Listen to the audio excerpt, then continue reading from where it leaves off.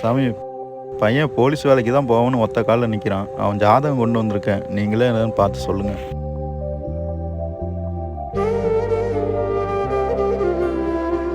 இந்த பையனுக்கு குரு உச்சத்தில் இருக்கிறனால கவர்மெண்ட் வேலை கிடைக்க வாய்ப்பு ரொம்ப ரொம்ப கம்மி.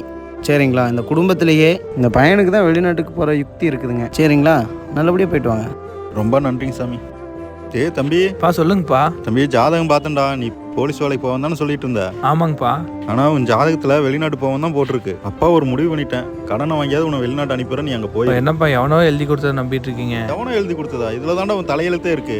ஜாதகத்தை நம்புறீங்க, பெத்த பிள்ளையே நம்ப மாட்டீங்க. அப்பா படிச்சதெல்லாம் வேஸ்ட்டாக போயிருப்பானு 2 நாள் ரிசல்ட்டுப்பா. கொஞ்சம் வெயிட் பண்ணுங்கப்பா, என்னங்கிறது பார்த்துக்கலாம். நான் முடிவு பண்ணுறதுக்குலாம் ஒன்றும் இல்லை. உன் ஜாதகத்திலே வெளிநாடு போவன் தான் போட்டிருக்கு. போலீஸ் வேலையெல்லாம் நமக்கு செட் ஆகாது. நீ வெளிநாடு போகிற அவ்வளோதான். பாப்பா ப்ளீஸ் பாப்பா. டே மச்சான், நீ பாஸ் ஆயிட்டடா. உங்க அப்பாக்கு இப்பவே கால் பண்ணி சொல்றேன்.